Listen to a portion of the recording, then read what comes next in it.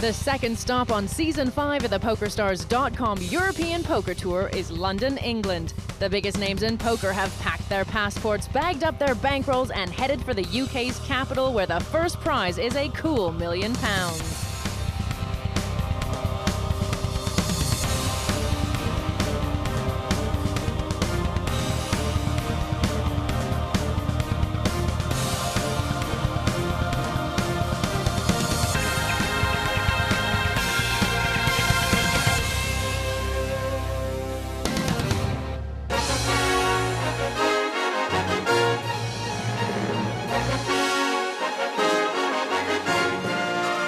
London, home to stars of stage, screen, and this week, the European Poker Tour. In seasons 1 to 4, players from all over the world came to London, but 3 times the trophy stayed at home. We're into season 5, and this year, the toughest field yet took their places at the table, all with their eyes on the title. EPT London Champion.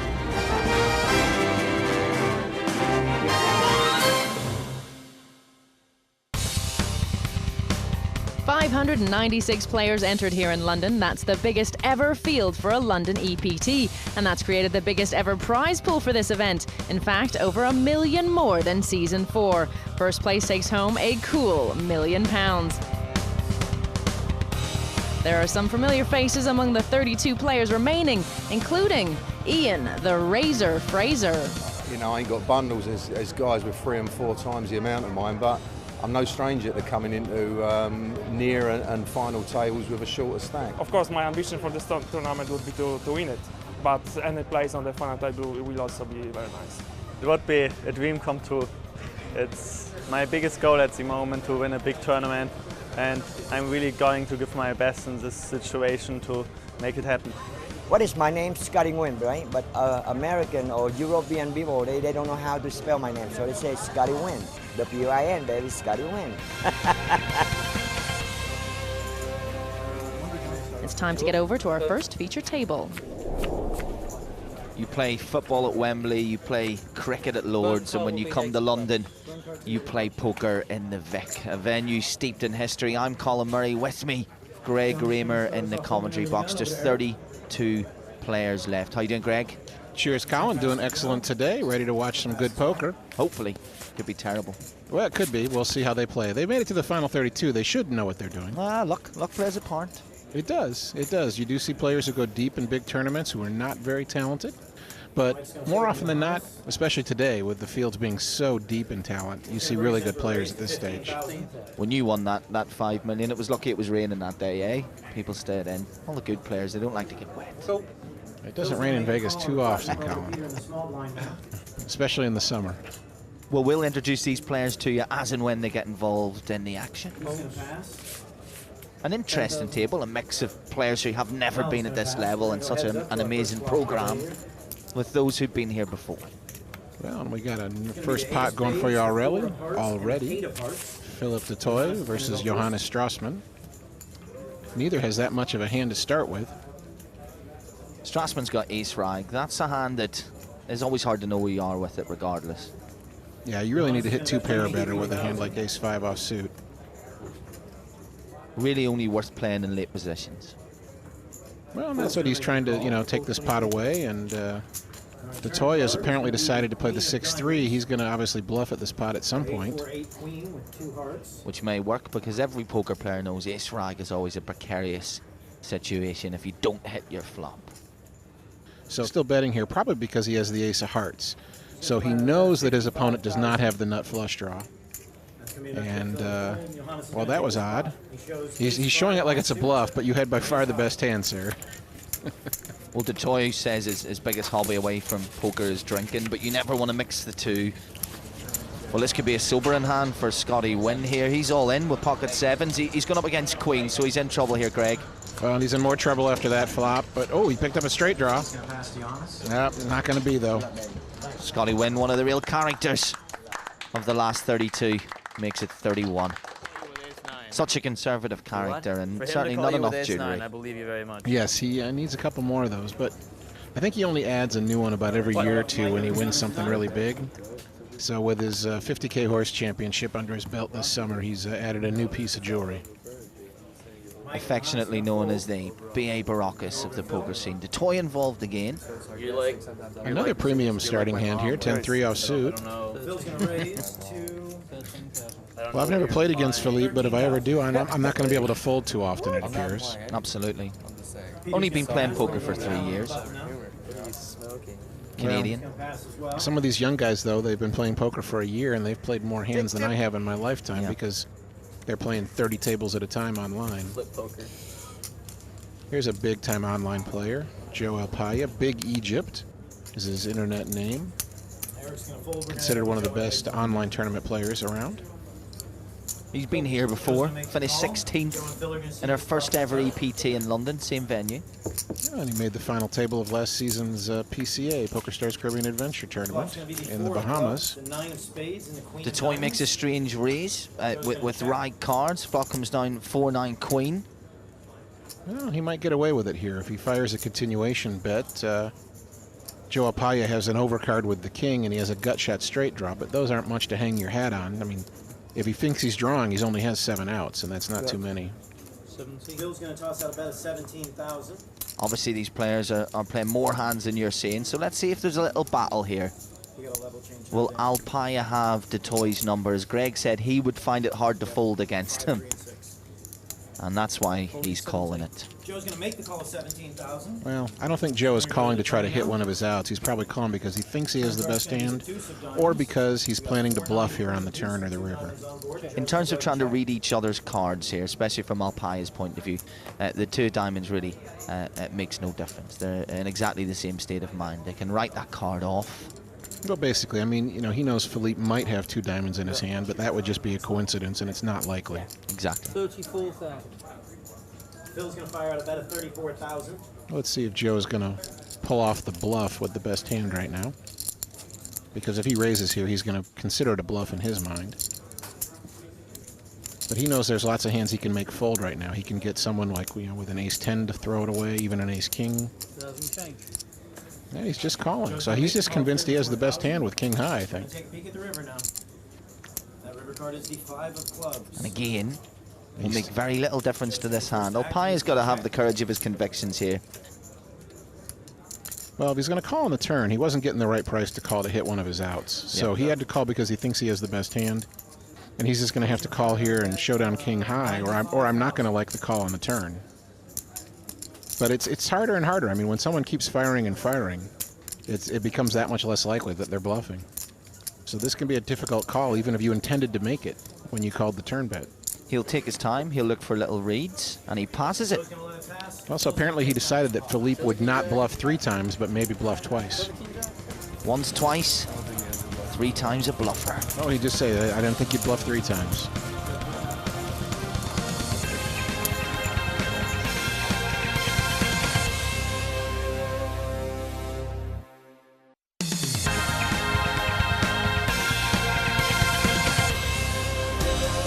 Welcome back to busy, bustly London, where this week the EPT is in town. We're down to 27 players. Here's the feature table.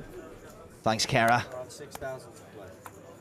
Big blind's now 6,000, 3,000 in a small blind. Not getting to those astronomical levels yet where it plays a huge part. Yep, we've lost our 8th seat. Jonas Melander got moved to another table to square things up. Playing a little 7-handed poker. DeToya coming in with another very modest hand, ace-4 off suit. I'm playing it in quite an early position, which all the books will tell you not to do, but it's worked for him a couple of times already. Eastgate suited connectors, a very low pocket pair for tourney eck, which you will play in a late position, Greg, but in an early position you should chuck them in the bin. Well, but this is the earliest position, so to speak, here, the small blind, but he's only putting in half a blind here. Yeah. And I love small pairs if you can get in cheap, because when you flop a set, you're always a huge favorite. I mean, you're almost never behind. You're usually a huge favorite, and if you don't flop a set, it's an easy hand to let go. But if you're under the gun or whatever, bend them. Too many people ahead of you, yeah? Exactly.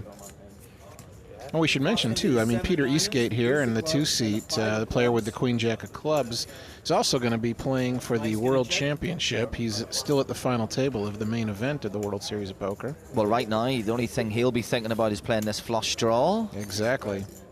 And so now Taraniak with his pocket threes, it's going to be an easy fold. Inside straight draw for Detoy.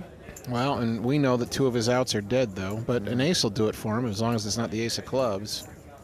And Strassman got in for free with the Jack-6 offsuit. He'll be out of here soon. 100 straight. 100,000 straight. It's going to get Mike and Johannes to fold. We're going to go right back to Phil. He's going to lay it down as well. Strassman would never get involved with that, and the hand's going to go down right there. Well, it's okay to play rags when you're in the big blind and no one raises, but you'll fold them the rest of the time. With 26 left, here are our chip leaders, and there's a lot of familiar faces here. High-stakes cash game players Eric Liu and David Benjamin are still going strong. Anthony Lelouch has 4 EPT cashes already, and our chip leader Michael Martin was 5th in Monte Carlo. Well, thank goodness the winner of the EPT doesn't have to carry his chips to the counter to cash them in. Michael Martin from Washington Crossing. Is that in Washington, Greg? Because you never know. You know, Washington, D.C. isn't in Washington. Washington Crossing, is that what? Was that Washington State? Is that? I've never heard of Washington Crossing, so it's probably in Washington State. But it could be in any other state as well. You've let me down, Greg. Let's just put it behind us. The Bullets. Eric Liu, also known online as Peachy Keen. As what? Peachy Keen. That's a bit camp. Is it? Yeah. I'm not even sure what it's meant to mean. Is it true if you're a man and you're playing online poker, you should go with a woman's name because you've more chance of winning? That might be true for you, Colin. I go with a woman's name just for pleasure. That's what I figured. Peter Eastgate, ace 10. He'll suited. A specific flop will help him. He won't know he's going up against the Bullets. Oh, and that's terrible for Eastgate. That is not what he wanted to see. I was about to say the last card that Peter wants is an ace on the flop. The case ace is going to do it for him. Fortunately, he doesn't have that good of a kicker, and he might not go broke with it. Suspicious bet from Lou, though. I'm surprised he didn't check it. No, because you'd expect him to do the continuation bet no matter what on this flop. Whether it hit him, missed him, anything. Well, it would have been more suspicious for him to check. Especially, we got 2 really top-class players here. They know what they're doing. Okay. Now, that's a card that's going to help Peter Eastgate not go broke. Yeah. He knows now if he's going up against an ace-king or an ace-queen, which he very well could have been, that he would be in a bit of trouble. A good card for him. A jack now would be a real cat amongst the pigeons because Eastgate would win the hand. It hasn't come down. So let's see how this one plays out. Well, this is an interesting spot for Eric because you could argue that maybe he should just flat call here because if he raises, what is he going to get called by that he can beat? You know, the Jack-10 beats him. There's really nothing else that, well, there is nothing else that beats him other than Jack-10. But is Peter going to call a raise here? You know, that doesn't seem so likely. If he has ace-king or ace-queen, though, he'll definitely call this raise. Ace-10, I think he's going to lay it down, though.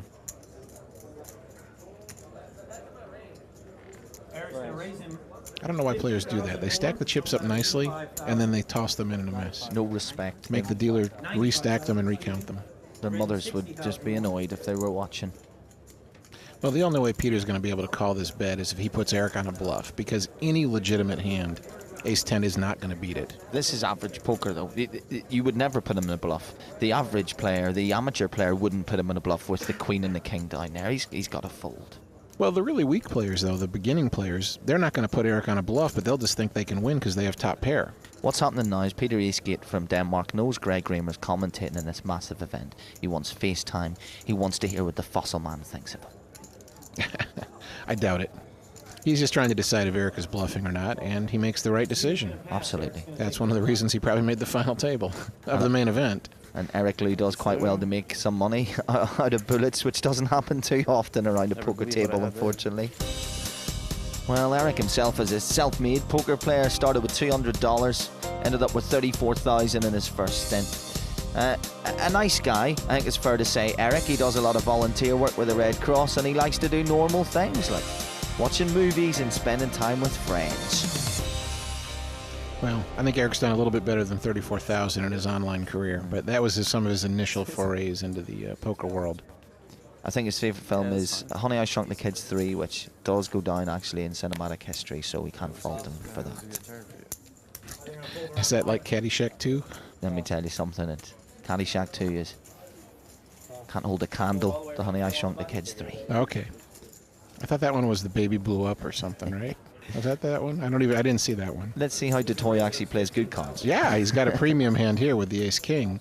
The nice thing, though, about playing all those junk hands, I mean, the one real upside is that now when you get a real hand, people are not going to give you credit for it. And he gets it on the button, which is fantastic. Well, yeah, and everyone folds to him on the button, so it looks like he's going to raise with any 2 cards. So I like Alan defending here with 7-8. Alan Smurfett. 4 of clubs. King of diamonds. Lovely gentleman. Chatted with him many times at the European poker tournaments. Smurfett playing for £1 million is a bit like me playing for 1p. Self-made billionaire. Yeah, I remember chatting with him, and he was talking to me about the last Ryder Cup a couple of years ago at the K Club, and it kind of slipped that he and his brothers own the K Club, and I was like, oh, okay. Well, this hand's just playing itself. Smurfett shouldn't get involved. No, I don't think Alan's going to try to pull. I mean, he's completely bare bluffing here if he tries to do anything, and he's not going to just call. So DeToy's going to bet. Alan's going to think he's bluffing, but assume that he can beat 8 high anyways and throw his hand away. Smurfett right to call the small raise in the big blind, definitely. Unsuited connectors, he knows he's not going to get caught. He's either going to hit it or he's not. Yep. And he shows, like, see, I have nothing at this point. So you can push it around. It played itself. It played itself, Greg. But like me most weekends. Now, Alan can be a pretty conservative poker player. Let's go out to the outer tables a second.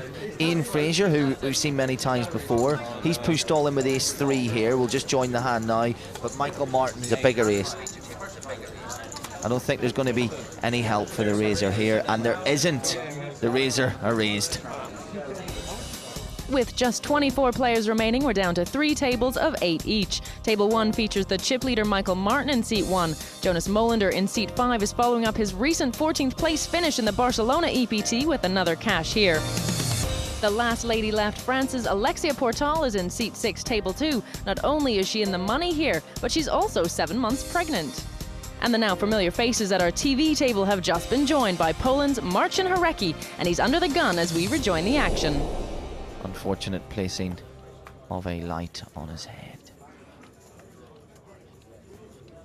What does that mean, Colin? It's just pointing out that we shouldn't victimize bald people like that. Now let's play cards. Greg, stop messing around. I'm not sure he's bald. I think he shaves. Yeah, style. That's what they all say. You don't want to play that middle position. Get rid of them. I've got this pen. And you pull a thing out of it. You know about like those comedy guns you used to fire and the word pie would fall down? And it tells you what position to play which hands. It's very helpful. But when you pull it out of the game of poker, you lose all respect. Well, that's not a bad thing. It's a good pen. They'll get sometimes you don't want to get respect because you want them to pay you off. If you're going to play tight, now if you're going to play loose, like we've seen so far from Philippe DeToy, then you don't want to have that reputation. He likes to see flops. The general saying is you want your image to be the opposite of what you actually do. But here he has the best hand. Deuce of hearts. Not anymore. The Jack of hearts. Middle pair for Strassman. He says he likes to play short-handed, he likes to play heads up. That's exactly what he's doing right now against Philippe DeToy. Middle pair, backdoor flush draw to the King of Hearts. He's got way the best hand right now, but that's still not a board that you're thrilled with. I mean, anytime you flop a pair that's less than top pair, you're always going to be a bit sensitive and worry about running into a better hand. DeToy, it should be made clear, has, of course, 2 overcards here and a middle pin straight draw. That's not a great card for Strassman to see. I mean, he still has way the best hand, even more of an advantage, as we can see in the numbers. But he's not going to be comfortable with it because now it's like, ooh, did he call me on the flop with ace high? And bam, he just hit. And now I'm beat. He's now got third pair. There's 2 possible flush draws down 2 there. checks. That river card's going to come the Jack of clubs. He won't like that either. Well, see, actually, I like that card if I'm him, because if I was beat by a jack, I'm beat more, but so what? That's irrelevant. So I don't mind getting beat more. I'm just more worried about, I would have been much more worried about something like the 10 coming off that was actually going to beat me, because that's the scary card. There's no right or wrong in this. Strassman checked that, though. Might have been worth putting a few chips in. Well, Well, I like checking here, but I'm going to call pretty much every bet. Yeah. There's no reason to think here that my nines aren't good. I can worry about it a little bit, but I can beat all the busted flush draws. So if he has 2 hearts, 2 diamonds, I can beat all those hands. You know, I'm just going to think, well, there's too much chance this is a bluff. I got to call with my pair of nines. Well, that's exactly what it is. A straight out bluff from our Canadian friend. Let's see how Strassman plays this. He says he likes heads up. He should be absolutely in a zone here to make that call. If he does, he takes. Philippe just keeps giving him this kind of goofy look, and I think that's going to convince Strassman. It's like the guy wouldn't do all that if he's bluffing. The way they looked at each other, I didn't know whether this was poker I was commentating on or speed dating. Do they do that on this side of the pond too? Yeah. You know you don't need to laugh when I'm not funny. It's fine. You just. Oh wait, now he's doing tricks. What does that mean? Oh, that's a magic trick. Your disconnected finger trick. I thought you does it every time. I thought for me. that's supposed to be your old unmarried uncle who does that, right? You know. Go on, Philippe. Rub your stomach and pat your head. My goodness. Well, it's really hard to do all that stuff when you're bluffing. So I don't see how Strassman's going to call now. It's got to rank up there with the most strange thing you've seen. It definitely does. I mean, you know, especially for something that's not just disgusting, you know. It worked, I think. He's going to throw these away. I think it will work. I mean, it would be hard for it not to work. Strassman would have a hard time calling with an ace right now. You show a bluff, you're the man, but I know you don't have it. Show a bluff. They all want him to show it. Show up. Show a bluff. Show a bluff. Show it. No. Show on. Come on, show it. Show on. No. And then I made a good fold. Yeah. Yeah, really. You're a chancer, Philippe, but it's worked here at the EPT in London. Then I made a good fold. If you don't show. Awesome fold. One of the well-known faces here, and someone who played in EPT London, Freddie Deeb. You're going to talk to me about how to play this stage of a tournament. They're fairly deep. We're 3 tables here, so what would you do? It all depends, on your goal, and depends how much chips you got. But I think the best way to do it, if I was in there, I would just try to play fast at this stage of the tournament, and not worry about improving a couple of 3 spots to get extra few £1,000 when you can win $1 million. I think you should just get out there and dance and try to steal as many blinds and annies as you can. Really good advice here from Freddie Deeb, one of the best in the world. Thank you very much. You're welcome. Good advice there from Freddie, but I suppose that tactic meant that Freddie got fingered. He's no longer in the tournament. A lot of nice watches on show here. I think Philippe has heard Freddie's advice, but he didn't hear dance. He heard goofball. Be a goof. Marcin. Haretsky. Haretsky. That's what the ace rag that's come up a few times here, and he's probably. Yeah, Marcin, I believe, is a pretty solid player. He's not likely to play this unless he has reason to believe that he can get away with it. That's because the raise is already in. And he's not going to get anything from Peter Eastgate. He needs to hit the 4s. If he calls this, he needs to hit 4s. Well, Peter's a very stone-faced player, so you're really not going to pick up much watching Peter. So there's no reason to think that your ace-4 is any good whatsoever. Eric Liu lives in San Francisco these days. Suited connectors from the blind. I like that play. Just call the raise, try to flop a monster. Flush draw. Flush for draw. Liu. And the fact that there's 2 kings actually makes you feel that it's much less likely that Peter has a king in his hand. Yeah. He'd be much more scared to see like a king and a queen than 2 kings. Nice fold, but Marcin would be leading now. He wouldn't be too thrilled with it, though. No, he wouldn't. A pair of 4s against what might be 3 kings and what might be a flush draw and what might be an overpair, 5s, 6s, 10s, queens in the pocket. These guys see the turn now. Well, Peter is not a believer. Turn's gonna be the 4 of spades. Okay, now Marcin is unhappy. 4 with 2 hearts and 2 spades. He can beat everything but a king. Is this hand, Greg, more about who bets it right rather than who's got the best hand. Well, this is where poker really is a skill game and not a game of luck, because neither player has much of anything right now. I mean, Peter Eastgate has the best hand. We can see that in the percentages, and Eric isn't going to win this pot unless he hits something on the river. But whoever can take it away from his opponent, that's the guy who's going to win it. Both players have shown weakness here, or that they're slow playing a monster. Who's going to put the bluff in? Well, that's exactly the thing. I mean, when Eric checks the turn, you cannot assume he's weak. He could have flopped a king, and he bet it out, because that's the deceptive way. A lot of people would want to trap and slow play. He bets out the flop, but then he checks the turn to be deceptive. Yet again, we're in a situation where one player, look at the stats, 100% has the winning hand, and looks like he's not going to take the pot. No, and he doesn't have much of a hand. I mean, really, he can only beat a bluff right now. And he's against a bluff, but he doesn't know that, and Eric is too good of a player to give it away. I don't think Peter is going to read anything in Eric that helps him make this decision. So he's going to have to play the math, play the numbers game, and decide what percentage of the time would Eric be bluffing, and am I getting the right price to beat that percentage? Eric Lou wins the pot playing the board. For some people, it's about the cards they have right here. It's about playing real poker. Here, Greg, I've got this great trick where I can dislocate my finger. I'll just show you here.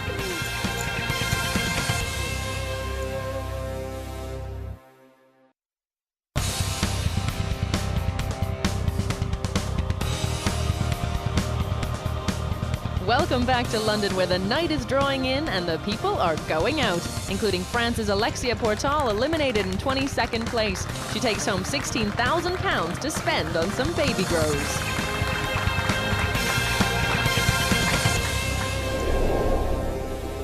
I mean, it's not even worth talking about women playing poker now. There's just so many women play poker. It's a sport for all sexes. What would happen, though? Just clear up this rule, and if someone was to go into labour whilst playing on a final table of a major tournament, would A, the tournament be suspended, or B, would they forfeit their place? Is there a rule safeguarding childbirth? There is no rule, but something like that almost happened back in the States. In the Shooting Star tournament, J.J. Liu was at the final table heads up against Ted Forrest, and she was like 7-8 months pregnant and was having some issues at the time, and they were trying to decide what the heck they can do. Well, it needs to be addressed before it happens. I just want to know, though, was she violating the one player to a hand rule? Yeah, I think she was getting in this help. tournament. What do you think I should do? Play the pocket fours. The docks for Strasman. This hand just getting, as many do in poker, it doesn't really come alive until you get round to the later positions. Straightforward for Strasman here. He knows what he needs to hit. He doesn't want to see that, certainly. He doesn't want to see that. So the toys get two pairs. Strasman knows he's in trouble. Well, this should be a nothing hand, really, because Strasman limped in from the small blind with the baby pair. If he doesn't flop a set, there's always going to be overcards. He should just be preparing here to check and fold. Well, we know what's going to happen in this hand, as you say. Well, that's what ought to happen. If he wasn't planning to check and fold every time he didn't flop a set, he shouldn't have come in like that. He should have come in for a raise. And he did it right. That's the way to play the hand. If you're not going to try to take it down pre-flop, you got to play it like that after the flop. He stays in this tournament. Little effect in the chip stacks, but it really is getting to the thick end of business. And now a look at our chip leaders with 21 players left here. The Americans definitely dominating the top of our table. Michael Martin is well in the lead with nearly 900,000 in chips, and Eric Liu with 527,000 behind him.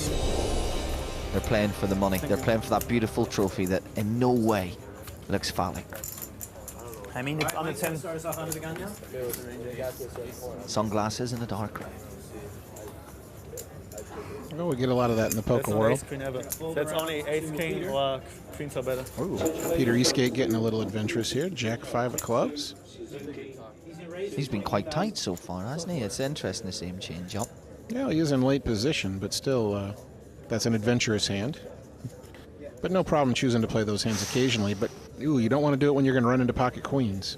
The only question here for Alan Smurfett is he going to flat call or is he going to re-raise? Yeah, flat call's the right decision. Let's see what is happening on the button and on the small and big blind. Let's see if we're going to go heads up. Do you know who Smurfett's favourite poker player is in the world ever? No. Himself. That's what he told us. I like that. There is a place for arrogance in poker. Well, if you're going to be arrogant, poker is the game for you. You know, you need to have a lot of self-confidence. You need to have a lot of ego, because you need to know that you're playing good even when the results aren't coming your way. You got to just say, hey, it's bad luck. I'm going to keep playing my best game. There's no room for low self-esteem on the poker table. Aye, we are going to go heads up here. Let's take a look at the flop. Another club would make it interesting. It hasn't come down, but we've got a straight draw, obviously, for Eastgate. Not the kind of flop that Alan Smurfett wanted to see here, because that's pretty scary. It's real easy for your opponent to have a pair and a straight draw, a flush draw, you know, all those possibilities. But that's the right bet into this pot, because this will give him the information. You make bets in poker, sometimes not to win the pot, but to get the information you need. Well, I can't agree completely, Colin. I mean, yes, it's important to get information, but you should never make a bet with that being the primary purpose, because then you're spending too much money to get the information you need. So it's a happy medium. Doesn't matter, though. Peter's going to not pursue his straight draw. I'm a little bit surprised he didn't take off a card there. Queen's pay, no drama, lovely.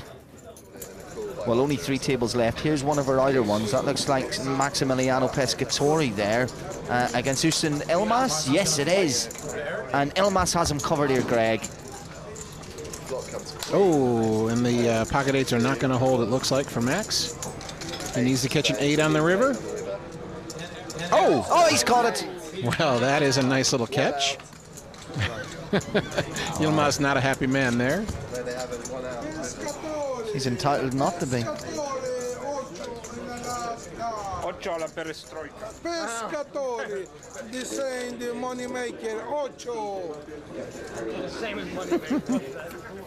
You should explain that, Craig.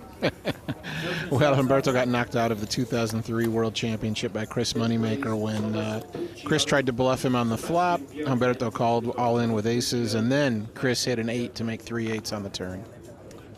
Humberto, or Super Mario as he's known, behind his back. I was going to say, I've never heard him called that. There is a Super Mario, a poker player from Southern California. He can be Luigi then. Okay, fair enough. We've already got a Super Mario. We need a Luigi, though. Well, it's not a surprise here, Greg, to see the Danish flag again on our screen, because Eastgate's been involved in quite a lot of what we've seen here in our feature table. He's got King 6, unsuited connectors for Horeki. That's actually Marcin Horeski, my teammate. One or t'other. One or t'other? Yeah. What's a t'other? I don't know. Suited connectors for Eric Lou.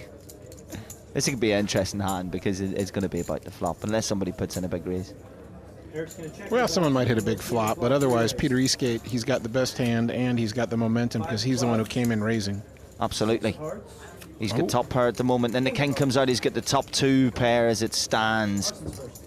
Well, I wouldn't expect Peter to get much action from either of these players. Absolutely not. Marcin's not going to be excited about second pair and with a king on the board.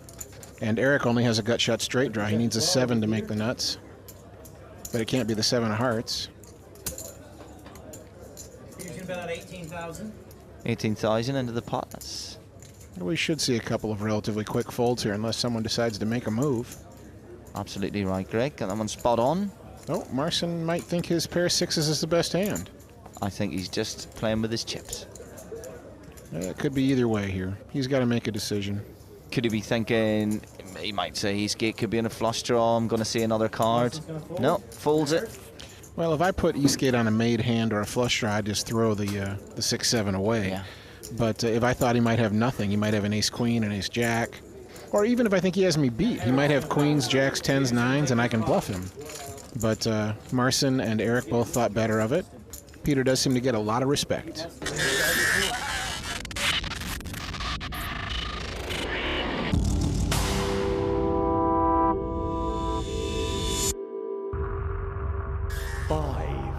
Barcelona in Season 4 played host to a romantic little escapade which saw Sander Lylov heads up against his friend and roommate Mark Telcher. Is another jack.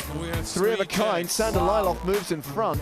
We could have a winner. Not even Telcher's Cowboys could shoot down the Big Dane, and Lylov pocketed the top prize. Sander Lylov has done it. A hefty 1.2 million euros. Well, it feels lucky, but it also feels good. Our most recent champion, Sebastian Ruthenberg, became the 4th biggest EBT earner when he netted the Barcelona Open last month. The German pro took on the 5th biggest EPT field of 619 players and came out top of the pack. 3. One of the EPT's favourite sons, My name is Bertrand Berthier. more commonly known as Elki. Elki's 8's hold up, and he is the winner. Bertrand Elki Gropellier from Team PokerStars Pro will collect that check for $2 million. The champion. 2. The climax to Season 3 in Monte Carlo saw all-round nice guy Gavin Griffith seal the 2nd largest payday in EPT history. 5s, kings, aces, 6s. It's over! The European Poker Tour Grand Final Season 3 ends, and he has just won €1.8 million. Monte Carlo 4 saw 842 entrants, including this chap. Glenn Charney, and I'm a professional poker player. They created a record-shattering €8.4 million prize pool, the largest payout in European poker history. Put an ace out there one time, please. Let's see the flop. It's a 10 and we have a decision. It's over, Glenn Chorney's done it. Chorney claimed a staggering €2,020,000 and a new star had arrived. I've arrived. His parents were proud. You look like Roger Federer. It is! When you lifted up the trophy, you look like Roger Federer. Separated at birth.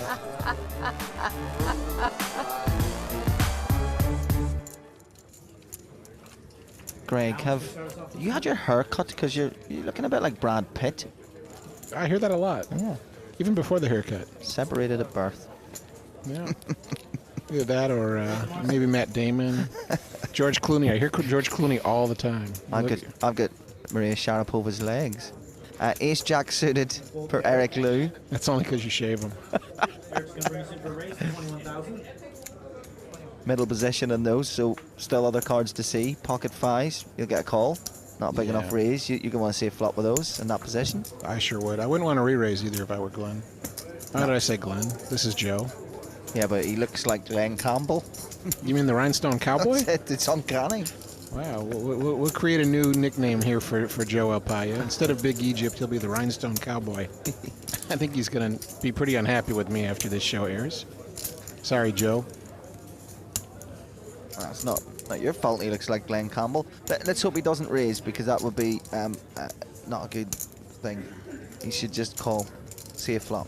Well, Eric has a weak enough hand that a re-raise might have gotten rid of him, but I would have probably just flat called there and tried to flop a set. Strange. Okay, round to the button. Well, it's hard to tell, though. I can't see exactly how many chips they have, and you can't put in too much of your stack. You can only put in a small percentage of your stack if you're going to try to hit the flop and make a set. Eastgate here has got suited connectors, but they're both hearts. Now, on the slim chance that the flop comes down hearts, Eastgate is in serious trouble. Very serious. Oh, but that's a good card for Peter. Better card. Ooh. I don't. Yeah. What a flop! It changed with every card, Greg. After the first two cards, everything's great for Peter, but that's not going to be a great card. Okay, let's run through it then, Greg. We've got the, of course, the straight draw for a start. Yep, straight draw for Eric Liu, and he can be very aggressive, so he's probably not going to just go away here when Peter bets this flop. So if the king or the 8 comes off, it could be really bad news for Peter. The real problem is going to be if they get it all in right now. I mean, Peter's a 2-to-1 favorite, but that still means a third of the time he's going to lose a monster pot to Eric.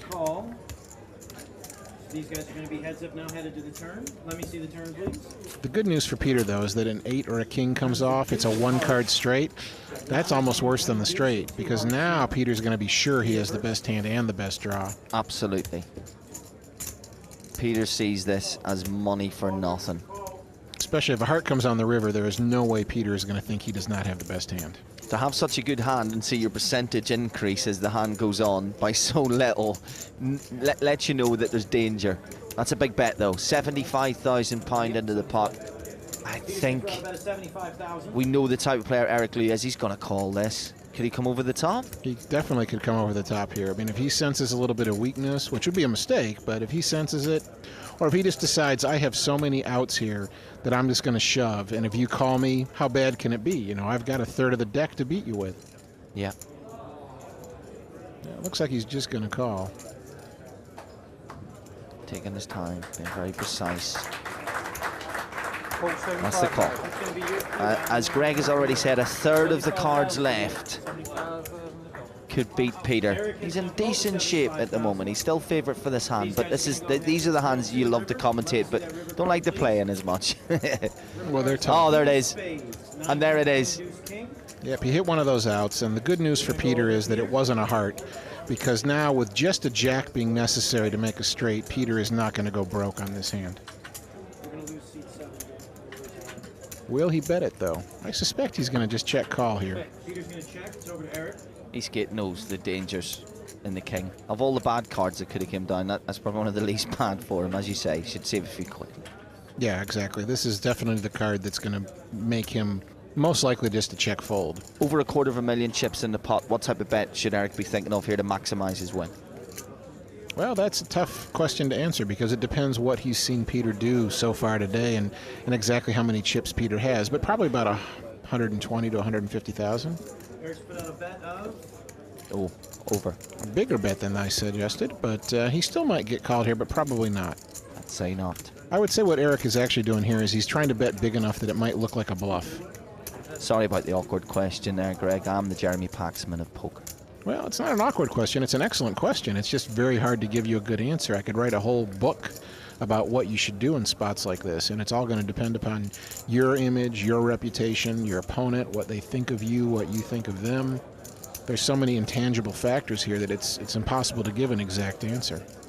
And that book's out for next Christmas. I've been promising that book for 4 years, and I'm about 10% done. You don't need to write about it. You're too busy living it. Plenty of time to write books when it all goes wrong. Yeah, but I could have made a nice little chunk of change if I'd gotten that book out 4 years ago.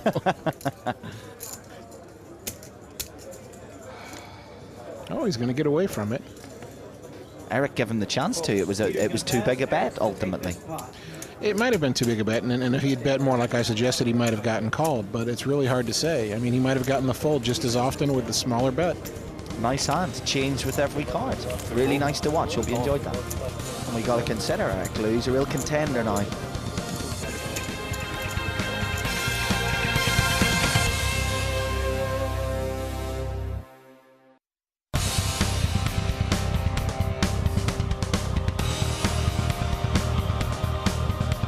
Welcome back to London, where Max Pescatori's chip stack has been up and down like a fiddler's elbow. High-stakes cash specialist Eric Lou is dominating the TV table. And fellow American Michael Martin is still chipped up and sitting pretty. Peter Eastgate is out, though, having only just been moved to the outer tables. Back at the feature table, Johanna Straussman has moved all in, and Marcin Horecki has a decision to make. Well, here we are, back at our feature table. And it's an interesting hand because Strasman's moved up a gear with not a great hand. And now Horecki has a big decision, because even though he's dominating here, he's got every right to put Strasman on a much better hand. Yeah, the way the action has come down, you have a hard time thinking that Strasman does not have either an overpair or two overcards to a pair of tens. Therefore, you know, it's like, am I a 4-to-1 dog or am I a small favorite? And if I call and I'm wrong, whether I make the right decision and lose, whatever happens, I'm out if this goes wrong for me. So this is never an easy decision for a player. It's about 3 minutes so far. He's been thinking about this. It has been incredibly boring. I nipped out and threw Greg together a little fresh fruit salad. We're back. We're still waiting a decision. Nope, Eric's a little bored too. Strasman's still interested though. Exactly. He's the one who figures to win or lose a big pot, though. He doesn't want to call. No, he knows if he gets called, he's way behind. Okay, clock, please. Oh. Well, now he's getting a call for the clock. He has taken a long time for this decision, but personally, I almost never put a clock on anybody, even if they deserve it. Joe Alpaya is asking for a clock. Do you not need to be involved in a hand for that? Not at all. Actually, someone at another table is allowed to ask for the clock if they want to. Seriously, if you are a player in the same tournament, you have the right to put anyone on a clock at any table. Wow. And there's no set time, Greg? Is it just at the discretion of the table manager? It's the discretion of each player to ask for a clock or not. I mean, but in terms of the length of the clock? Oh, no, the length of the clock is always the same. Yes, and it's 1 minute, and the last 10 seconds will usually be counted down out loud by the floor man.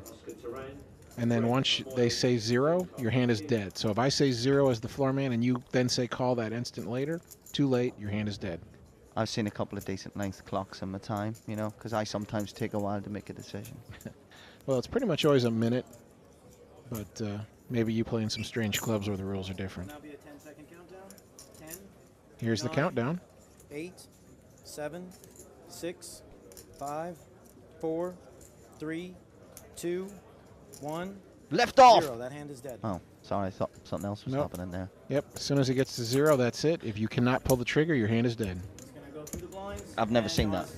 You've never seen that? Well, I've never seen that. I've seen that before.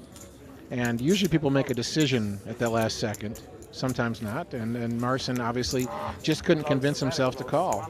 What do you have? Strassman's happy with that. Then I can tell you if it's a good fold or not. Tens. That's a good fold. Oh, a little fold. poker If you player don't talk. want to flip. It depends if you want to flip or not. I don't know. Add ace jack. He is 10, obviously. Yeah. Trying to make him feel better about that fold, so he'll fold again next time. I would, you know, away from the table, most poker players like yourself, I would trust implicitly. Most of your decent guys around the table. I wouldn't ask you to mind a cup of tea when I went to the toilet. I really wouldn't. Well, now you could ask me to do something like that. Just don't ask me to tell you the truth when it comes to the game. Yeah. You know. So if you wanted to ask me something much more important than poker, you can trust me anywhere. But don't ask me what I folded, or I'm going to tell you a lie most of the time. Pocket 8s, right raise in the right position there from Eric Lou. A very aggressive move by Tereniak. He obviously thinks that he can get Eric to fold this hand. He probably doesn't expect King Jack as the best hand. Tereniak's had an interesting tournament. He knocked Joe Hashem out earlier on. Eric has announced a call. And now he's a dog here to Eric Lou, though not much. He's only a little bit behind. Mike's got King Jack. Eric's got a pair of 8s. Kind of a classic coin flip situation here. 2 overcards versus the pocket pair. And boom, now he is a big favorite with the King Jack. 2 pair now. Hello, really. Now in the lead with top 2. Unless there's another king or jack. That king's not even. It hitting the jack straight away is what makes him the massive favorite. Hitting the king only helped a little bit. Wow. Well, now it made the Hands over. difference. Now it made the difference. Hands over, and if you're new to poker, that's because Tereniak's got a full house, and no 8 is going to help Lou at that stage. So probably played the hand very well, Eric Lou, but he was the victim of a cruel flop. Can't really criticize Michael either. He made a move with what he had, and he probably needed to. Well, sometimes you have to make a move. Sometimes it's a mistake. Let's move out to the outer tables. Robert Firestone has been waiting for the right time to make a move, and he's found it. Peter Bush has moved all in, but Bush flopped good pairing with a 7. Firestone needs an ace, a queen, a running straight. Flush cards to improve. No, nothing doing. So there you go. He's finished 17th. That gets us down to 2 tables. He won £16,000. Not bad at all. Still leading the field is the USA's Michael Martin. There's plenty of final table experience though. Lelouch, Smurfit, Elpaya and Straussman have all been there late in an EPT but not got lucky yet. No Brits left at all, let alone Londoners. So for just the second time, the title and the trophy will end up outside the M25.